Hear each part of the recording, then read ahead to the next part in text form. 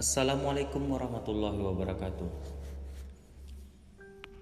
Beliau sahabat Nabi yang bernama Sa'labah bin Abdurrahman radhiyallahu anhu. Sa'labah bin Abdurrahman adalah salah satu sahabat yang juga seorang pelayan Nabi Sallallahu Alaihi Wasallam. Suatu ketika ia melewati rumah seorang wanita Ansar yang kebetulan pintunya terbuka. Spontan Sa'labah memandang ke dalamnya, dan ternyata wanita Ansar tersebut tengah mandi. Sesaat Sa'labah terpesona melihat pemandangan tersebut, dan ketika sadar, ketakutan yang amat sangat menyelimutinya. Takut dan malu jika Nabi Shallallahu Alaihi Wasallam mengetahui perbuatannya, apalagi bila turun wahyu yang menjelaskan perbuatan maksiatnya. Karena itu ia lari dari kota Madinah dan bersembunyi di pegunungan antara Madinah dan Makkah. Nabi Shallallahu Alaihi Wasallam yang merasa kehilangan sahabat dan pelayannya tersebut, beliau terus mencari-carinya dan menanyakan kepada para sahabat lainnya, tetapi tidak ada yang mengetahuinya. Setelah 40 hari berlalu tidak ditemukan, malaikat Jibril datang kepada beliau dan memberitahukan kalau Sa'labah berada di pegunungan antara Madinah dan Makkah. Nabi SAW menyuruh Umar bin Khattab dan Salman Al-Farisi untuk mencari dan membawa Sa'labah pulang ke Madinah. Dua orang sahabat tersebut pergi ke tempat yang ditunjukkan Rasulullah SAW, tetapi ternyata tidak mudah untuk menemukan Sa'labah. Pada suatu malam, mereka bertemu dengan seorang pengembala bernama Zufafah dan menanyakan keberadaan sahabat yang menghilang tersebut. Zufafah berkata, "Mungkin yang kalian maksudkan adalah pemuda yang ingin lari dari neraka jahanam. Bagaimana engkau tahu ia ingin lari dari jahanam?" Umar, "Jika tengah malam menjelang, ia keluar dari kumpulan kami menuju ke atas bukit. Sambil meletakkan tangannya di kepala, ia menangis dan berkata, 'Duhai, seandainya engkau mencabut ruhku di antara berbagai ruh, jasadku di antara berbagai jasad, janganlah engkau menelanjangiku di hari pengadilan kiamat kelak.' Itulah orang yang kami cari," kata Umar tersentak. Zufafah mengantar kedua sahabat tersebut ke tempat di mana Sa'labah berada. Ketika telah bertemu dan Umar menyampaikan salam Nabi SAW serta tugas yang diberikannya kepada mereka, Sa'labah berkata, "Apakah Rasulullah SAW mengetahui dosaku?"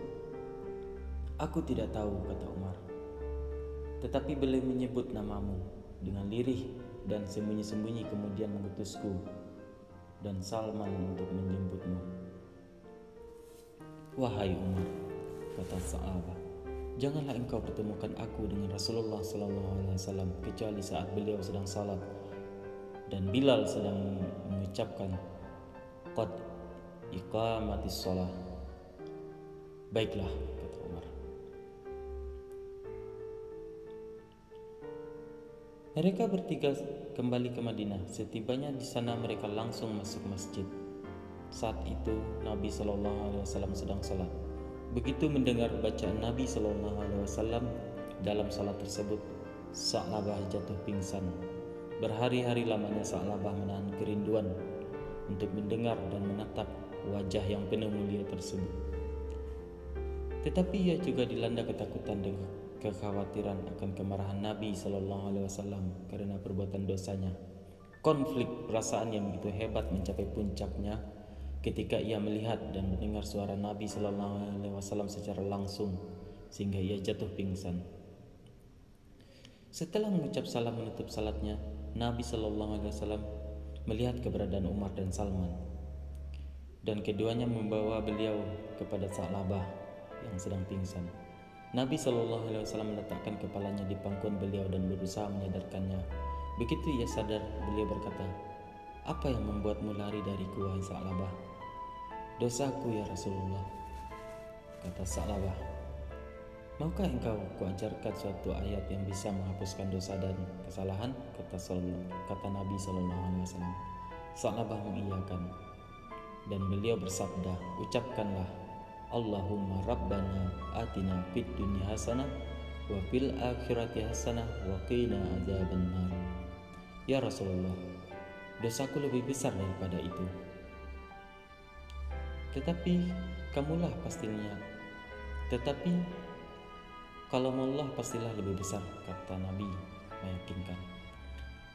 Salabah tidak menjawab lagi, walau mungkin ia belum yakin benar, bukan karena ia tidak percaya dengan ucapan Rasulullah SAW, tetapi lebih karena ia merasa dosanya begitu besarnya, sehingga Allah tidak akan dengan mudah begitu saja mengampuni dosanya. Dalam beberapa riwayat lainnya disebutkan, Salabah tidak hanya melihat, tetapi terjatuh dalam perzinahan dengan wanita tersebut. Melihat keadaan itu, Nabi SAW menyuruhnya pulang ke rumahnya, tetapi sampai di rumah dia jatuh sakit. Setelah 3 hari menderita sakit dan tidak bangkit dari tidurnya, Salman melaporkan keadaan Salabah kepada Nabi SAW. Beliau mengajaknya mengunjungi rumahnya, dan setibanya di sana beliau meletakkan kepala Salabah di pangkuan beliau. Tetapi Salabah menarik kepalanya. Nabi SAW berkata, "Mengapa engkau menarik kepalamu dari pangkuanku, ya Salabah?" "Karena penuh dosa, ya Rasulullah," kata Salabah. "Apa yang kau rasakan?" "Ya Nabi Allah, aku merasa seperti ada semut yang merayap di sekujur kulit dan tulangku," kata Salabah. "Apa yang kau inginkan?" tanya Nabi. "Ampunan Allah."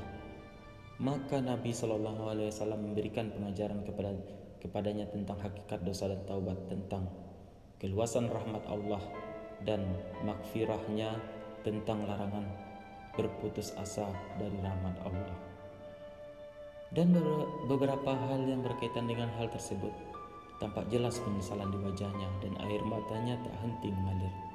Tetapi tiba-tiba terbayang lagi satu dosa yang telah dilakukannya itu. Salabah berteriak keras penuh ketakutan dan seketika meninggal dunia. Nabi SAW mengajak beberapa sahabat mengurus jenazahnya. Bahkan beliau sendiri yang memandikan dan mengkafaninya. Usai disalatkan, beliau ikut memikul jenazahnya ke kuburannya. Tetapi beliau berjalan sambil berjingkat. Beberapa sahabat bertanya, "Wahai Rasulullah, kami melihat engkau berjalan berjingkat. Ada apakah kiranya?"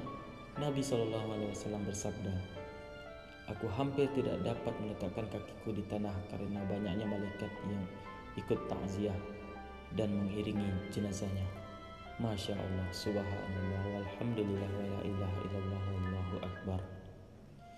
Wallahu a'lam bishawab. Wassalamualaikum warahmatullahi wabarakatuh.